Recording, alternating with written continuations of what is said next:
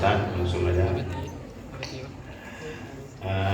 Seorang istri meninggal suaminya, lantas dia kawin lagi dengan laki lain. Pertanyaannya, nanti di hari akhirat dengan suami mana dia dikumpulkan? Itu satu. Yang kedua, dia adakah hak bagi suami mensyafaati istri-istrinya nanti di yaumil qiyamah? Demikian dua pertanyaan. Terima kasih. Pertanyaan pertama, kalau ada istri suaminya meninggal dunia lalu menikah lagi, setelah itu meninggal lagi lalu menikah lagi sampai 4 kali, kira-kira besok di akhirat berkumpul bersama siapa? Kalau istrinya masuk surga, berkumpul sama yang masuk surga. Kalau masuk surga semua bagaimana? Kata Imam Ghazali, sebagian pendapat ada yang mengatakan kumpul dengan suami terakhir. Karenanya ketika sahabat Abu Darda wafat, istrinya Ummu Darda ini cantik, dilamar oleh Muawiyah, oleh Khalifah Muawiyah bin Abi Sufyan.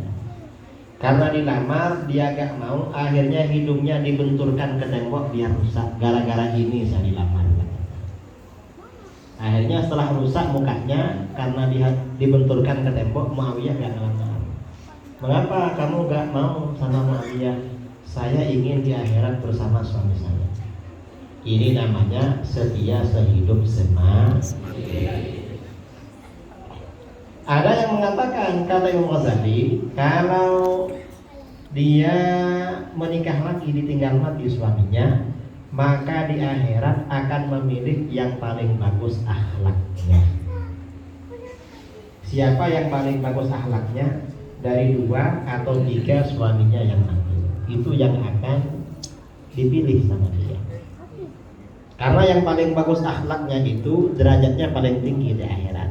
Kan tentunya istri itu biasanya ingin punya suami yang status sosialnya bonafit itu. Bagus lah. Jadi milih di akhirat itu. Katanya begitu. Di kitab Ihya itu. Pertanyaan kedua apa itu?